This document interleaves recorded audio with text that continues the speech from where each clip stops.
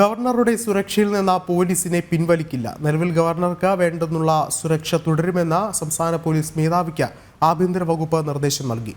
കൂടുതൽ വിവരങ്ങളുമായി പ്രശാന്ത് ശങ്കരമംഗലത്ത് ചേർന്നുണ്ട്. പ്രശാന്ത്, എന്താണ് ഏറ്റവും പുതിയ വിവരങ്ങൾ? വിഷ്ണു, കഴിഞ്ഞ ദിവസമാണ് ഗവർണർക്ക് നേരെ SFI പ്രവർത്തകരുടെ അക്രമം ഉണ്ടാകുന്നത്. അതിനുശേഷമാണ് കേന്ദ്രസേന, Z+ കാറ്റഗറിയുള്ള CRPFന്റെ കേന്ദ്രസേന ഗവർണറുടെ സുരക്ഷ ഏറ്റെടുത്തത്. 31 അംഗ സംഘം കഴിഞ്ഞ ദിവസം രാത്രി തന്നെ രാജ്ഭവനിൽ എത്തിയിരുന്നു. ഉത്തരവ് ഇറങ്ങിയില്ലെങ്കിൽ പോലും ഇതുമായി ബന്ധപ്പെട്ട് 31 അംഗ സംഘം രാജ്ഭവനിൽ എത്തിയിരുന്നു. അതിനോടനുബന്ധിച്ചാണ് ഇപ്പോൾ ഗവർണറുടെ സുരക്ഷ പിൻവലിക്കേണ്ടെന്ന ഒരു നിലപാടിലേക്ക് കേരള ഗവൺമെന്റും എത്തിയിരിക്കുന്നത്.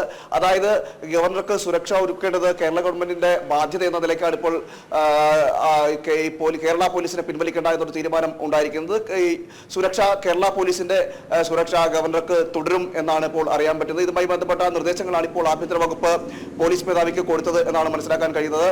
എന്തായാലും ഈ കേസിൽ ഈ വിഷയവുമായി ബന്ധപ്പെട്ട് സംസ്ഥാന സർക്കാരിന് വളരെ നാണക്കേട് ഉണ്ടാകുന്ന സാഹചര്യം ഉണ്ടായി.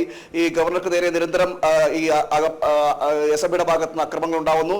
പ്രതിഷേധം തുടരും എന്നതെല്ലാം അടക്കമെല്ലാം പറയുന്നതെല്ലാം സംഭവിക്കുകയും ചെയ്തു. നിരന്തരം ഈ ഇത്തരത്തിൽ അക്രമം ഉണ്ടാവുകയും ആ അക്രമത്തെ തുടർന്ന് ഗവർണർ നടുറോഡിൽ ഇരിക്കേണ്ട സാഹചര്യം കൂടി ഉണ്ടായത് സംസ്ഥാന സർക്കാരിന് വളരെ അപമാനമുണ്ടായി. മാത്രമല്ല, ഇത് രാജ്യവ്യാപകമായി ഇത് വളരെ പ്രചാരം ലഭിക്കുകയൊക്കെ ചെയ്തിരുന്നു.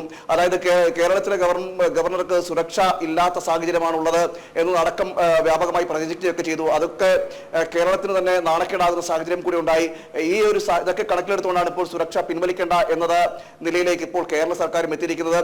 ഗവർണർക്ക് സുരക്ഷ, സർക്കാരിന്റെ ഭാഗത്തുള്ള സുരക്ഷ ഒരുക്കുമെന്ന് തന്നെയാണ് ഇപ്പോൾ കേരള സർക്കാരും പറയുന്നത്. ആഭ്യന്തരവർക്കും വ്യക്തമാണ്. ഗവർണർക്ക് നിലവിലുള്ള സുരക്ഷ തുടരണമെന്ന് സംസ്ഥാന പോലീസ് മേധാവിക്ക് ആഭ്യന്തര വകുപ്പ് നിർദ്ദേശം നൽകിയിരിക്കുകയാണ്. പ്രശാന്താണ് വിശദമായ റിപ്പോർട്ടുകൾ പങ്കുവച്ചത്.